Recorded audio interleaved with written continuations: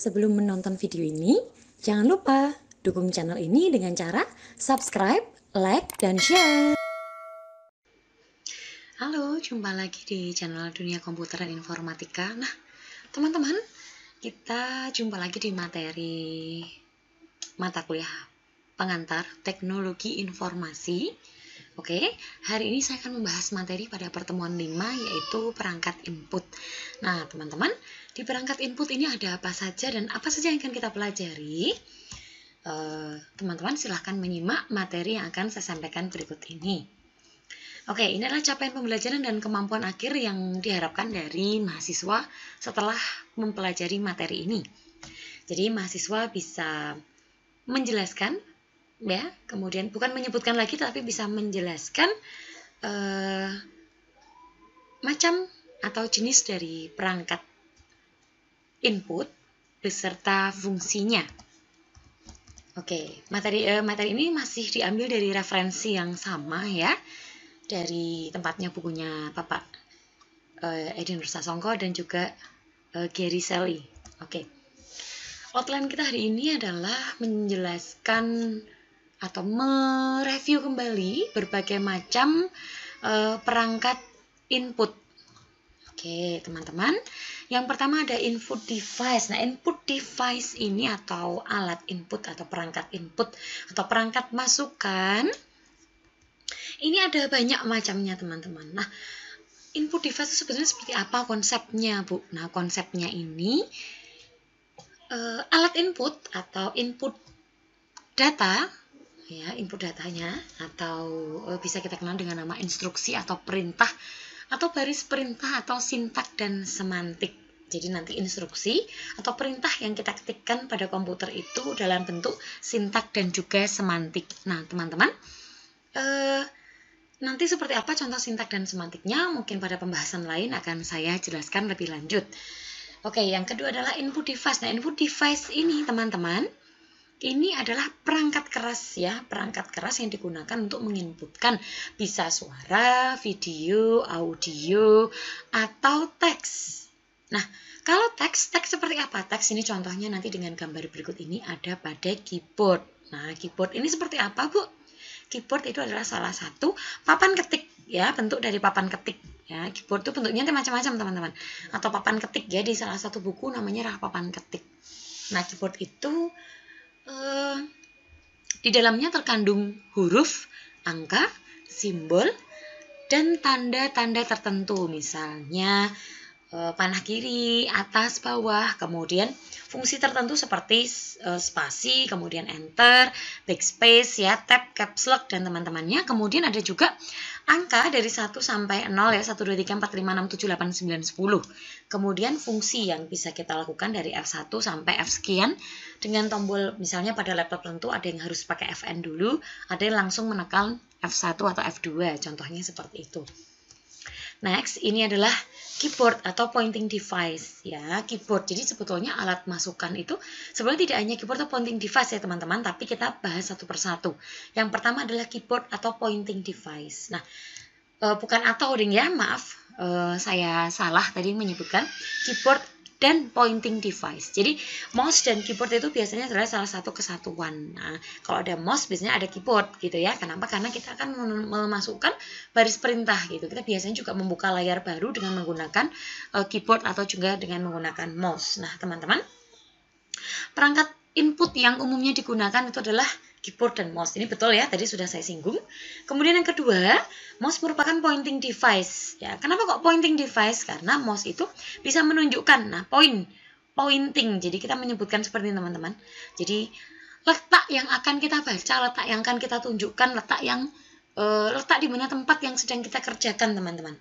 Atau menunjukkan sesuatu yang kita maksudkan itu dengan menggunakan pointing. Ya, ini seperti yang ada pada layar kalian. Saya sedang menunjuk pada gambar mouse di sebelah kanan bawah. Teman-teman, pointer. Nah, tadi saya sebutkan mouse adalah pointing device. Nah, sekarang saya arahkan pointing device atau pointer. Pointer adalah simbol kecil pada layar. Contohnya seperti ini, teman-teman. Pointer. Kalau yang biasanya ada pada layar kita, di baris tertentu, misalnya pada Word itu namanya adalah kursor ya, jangan terbalik. Nah, pointer seperti ini teman-teman. Normalnya gambarnya adalah panah semacam ini adalah default ya, default bawaan dari Microsoft. Nah, teman-teman mungkin bisa mengubah menjadi bentuk bintang misalnya, atau panah yang lain misalnya untuk game. Nah, teman-teman, pointer ini tujuannya tadi sudah saya sebutkan, menandakan atau menunjukkan lokasi tempat apa untuk keyboard, atau untuk misalnya ya, untuk saya menyebutkan keyboard gitu. Nah, ini saya nyebutkan di sini teman-teman. Nah, supaya orang yang melihat atau orang yang membaca langsung auto fokus pada tempat itu. Next, ini adalah keyboard. Keyboard seperti apa? Tadi sudah saya sebutkan ya teman-teman. Kemudian deskripsi keyboard. Nah, ini bentuk keyboard, salah satu bentuk ya, tapi tidak selalu semacam ini teman-teman bentuknya. Nah, teman-teman bisa melihat pada keyboard yang ada pada laptop kalian masing-masing atau pada handphone kalian masing-masing. Handphone kalian juga dilengkapi keyboard ya. Keyboard layar ya, pada layar masing-masing. Kemudian ada jenis keyboard yang lain nantinya. Ada keyboard yang bentuknya itu pada sliding phone, kemudian ada yang pada touchscreen, ada yang pada touchscreen, contohnya keyboard touchscreen adalah pada handphone kalian masing-masing. Nanti akan ada penjelasan mengenai macam-macam keyboard. Selanjutnya, keyboard, nah ini tadi ya. Selanjutnya, keyboard bentuk yang lain seperti apa? Nah, ini sebelah kanan bawah ini teman-teman saya tunjukkan dengan pointer saya.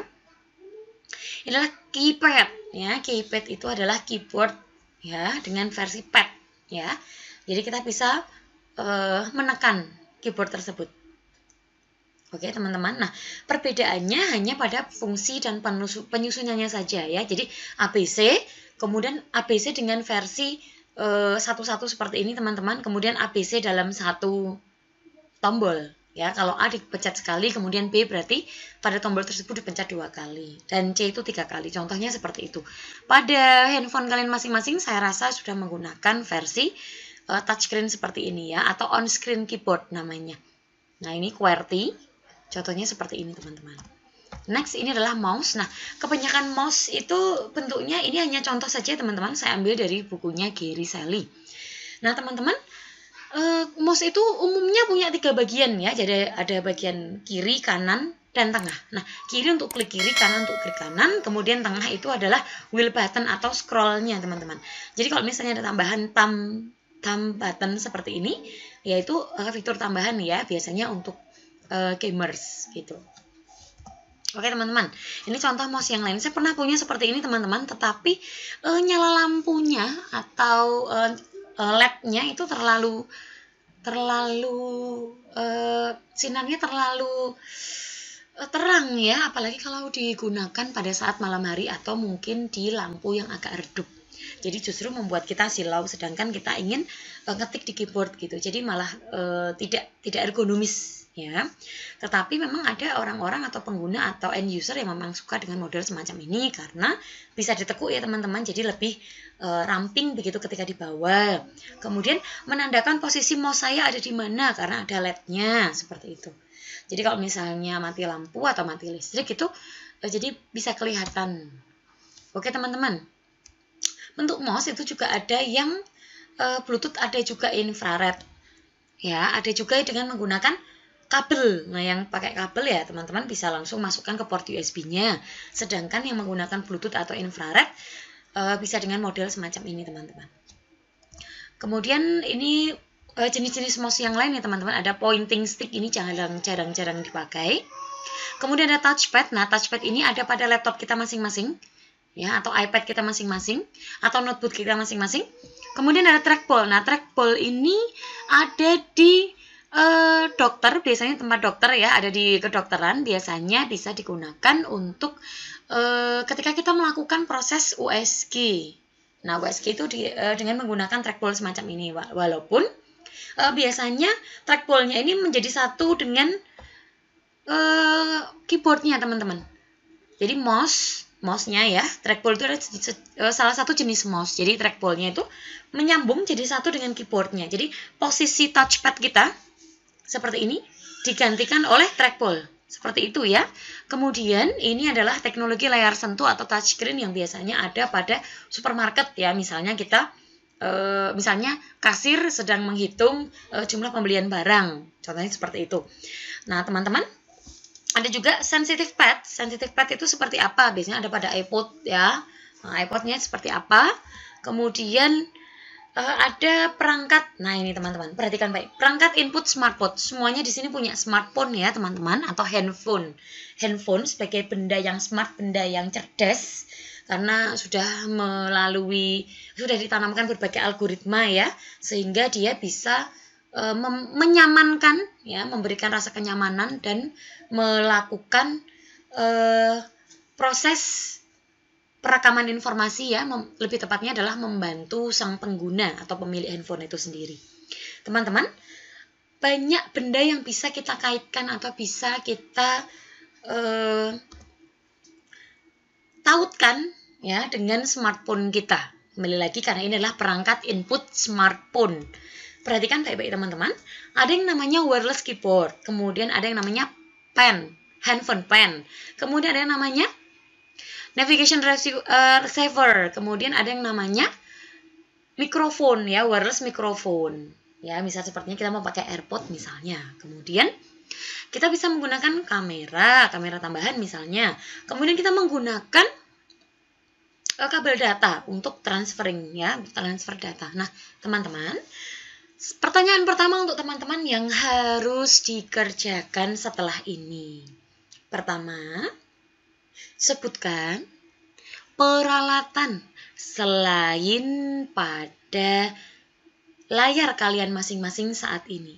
Jadi, perangkat input smartphone selain yang ada pada layar kalian masing-masing. Selain 6 tadi, selain keyboard, pen, kemudian navigation receiver, kemudian ada wireless ya, mikrofon wireless atau mikrofon saja. Kemudian ada kamera, built-in kamera ya, kamera built-in atau portable kamera, kemudian ada kabel data. Nah, selain itu apa saja? Oke, teman-teman, itu ya, itu adalah pertanyaan pertama. Nanti akan ada pertanyaan lanjutan. Nah, teman-teman, next ini adalah perangkat input smartphone. Nah, apa saja? Jadi ada Maps, kemudian ada yang menggunakan kabel, ada yang tanpa kabel ya, misalnya dengan menggunakan wireless. Kemudian, nah ini perhatikan, digunakan sebagai alternatif tambahan dalam memasukkan data dan instruksi. Nah, benda-benda yang dapat digunakan sebagai alternatif tambahan atau benda tambahan atau peripheral atau perangkat input tambahan yang dapat ditautkan pada smartphone kita, apa saja?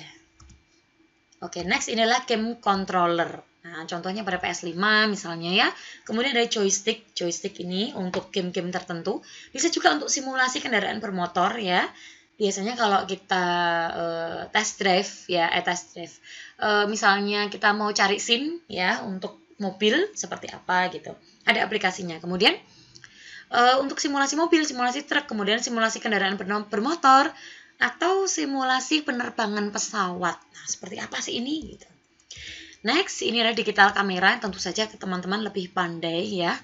Dari zaman dahulu masih ada tustel atau kamera konvensional ya. Seperti apa bentuknya, sampai yang ada pada saat ini dengan menggunakan SSD, micro SD dan teman-temannya. Yang tadinya menggunakan film ya, menggunakan roll film sampai menggunakan micro SD.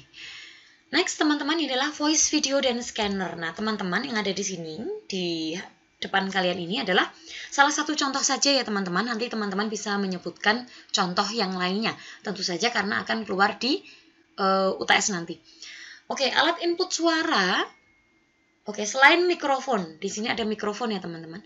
Selain mikrofon, alat input suara apa lagi? Kira-kira apa? Ini adalah aplikasi yang dapat diterapkan, tetapi alat masukannya selain mikrofon apa lagi teman-teman? Nanti teman-teman bisa menyebutkan. Kemudian untuk video, misalnya penerapannya di mana? Di webcam atau di video conference teman-teman. Ini sering kita lakukan ya, apalagi sekarang kita kuliahnya online. Oke, next inilah scanner atau reading device. Nah, scanner reading device ini contohnya apa? Ada pada printer, scanner, kemudian ada plotter. Nah, bagi yang belum tahu plotter itu apa teman-teman? Dengarkan baik-baik ya. Plotter itu hampir sama dengan printer, hampir sama dengan scanner, fungsinya juga untuk mencetak. Nah, bahan yang dicetak itu adalah bahan tertentu, seperti kain yang tebal, bisa jadi itulah bahan MMT atau plastik. Nah, ukurannya sangat besar, bisa misalnya lebarnya adalah 2 meter atau 3 meter. Nah, plotter ini memang harganya mahal, tetapi bisa mencetak dengan ukuran yang besar. Misalnya seukuran baliho dan sebagainya. Seperti itu teman-teman. Oke, next ini adalah barcode reader. Oke, teman-teman perhatikan baik-baik. Pertanyaan kedua, selain barcode reader dan selain QR code, nah, bentuk optical reader yang lain apa lagi? Ya, selain barcode dan QR code. Selain itu apa lagi?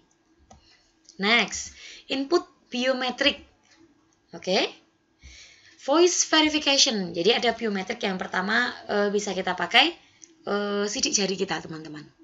Bisa untuk wajah ya. Atau kita bisa mendeteksi wajah, mendeteksi mata, misal mendeteksi pengguna jalan itu menggunakan masker atau tidak. Berarti bisa mendeteksi penggunaan masker atau tidak, menggunakan helm atau tidak.